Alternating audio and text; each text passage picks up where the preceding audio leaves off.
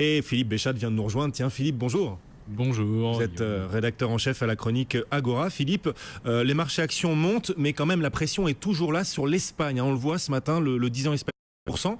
Alors certains s'en inquiètent, d'autres disent que les marchés exagèrent. C'est le cas du gouvernement français. À l'instant, le gouvernement français dit que les craintes sur l'Espagne sont exagérées.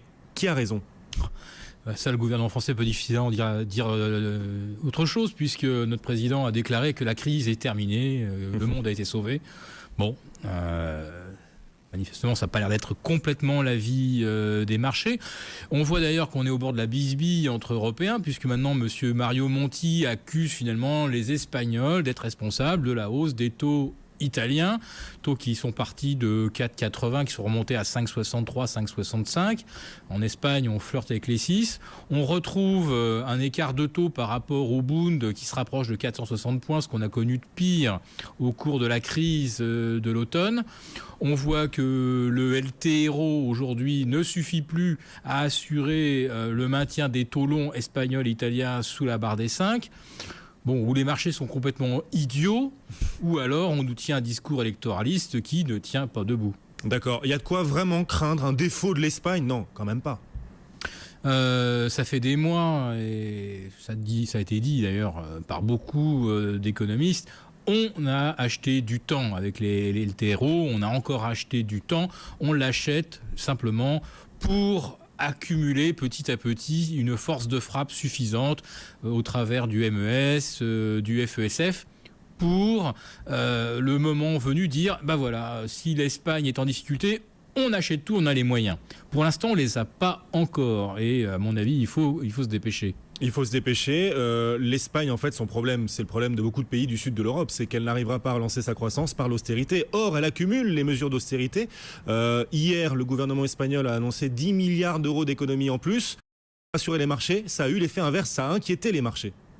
Oui, on a l'impression qu'à chaque fois que les marchés manifestent leur incrédulité, on sort du chapeau une nouvelle mesure dont on sait pertinemment qu'elle va être contre-productive, avoir un effet terrible sur le pouvoir d'achat des ménages, parce que là, qu'est-ce qu'on va sabrer la santé, les remboursements, donc manifestement, c'est les ménages qui vont prendre.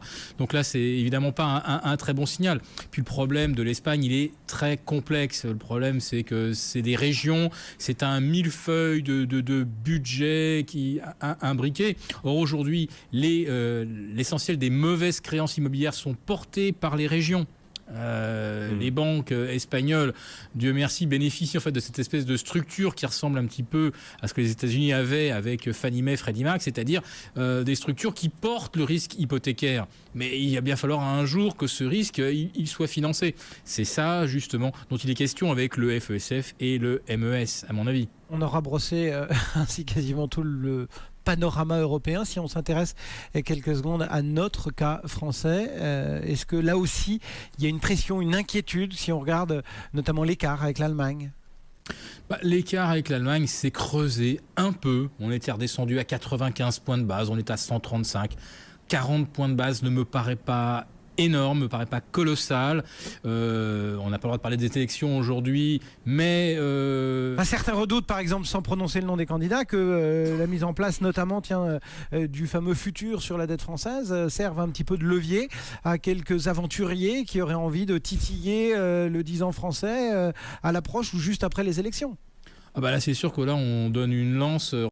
Si quelqu'un craque une allumette, ça risque effectivement d'entraîner des conséquences assez fâcheuses. Bon, maintenant... le diagnostic ou la prévision des marchés sur le deuxième tour, elle est constante depuis pratiquement 4-5 mois et on voit bien que ça ne provoque pas d'attaque préventive. Si jamais ça avait dû être le cas, ça fait déjà longtemps que de la City ou de Wall Street seraient partis des attaques. Et vous ne croyez pas à une attaque le lendemain du deuxième tour ? C'est pas votre scénario, Philippe ? Le lendemain du second tour, certainement pas. Peut-être le jour où le futur président soit l'un, soit l'autre. soit l'autre. Mais ça va dépendre du Premier ministre et du budget, de l'orientation budgétaire qui sera annoncée. Mais une fois que les élections seront passées, à mon avis, quel que soit le candidat, de toute façon, on en reviendra à la réalité et on voit mal l'un ou l'autre président décider de dire bah voilà, je suis élu, donc maintenant j'ai mes 100 jours de grâce, Oui. je passe outre les marchés et je fais bien comme je veux. Le réalisme reprendra le pouvoir après la campagne présidentielle, sans J'en suis aucun doute. convaincu, oui. Cédric le disait, il y a des futures sur les OAT françaises qui vont se mettre en place. À partir de lundi, on pourra traiter les dérivés sur les obligations françaises. C'est une mauvaise idée, clairement. Ça va relancer la spéculation sur notre dette.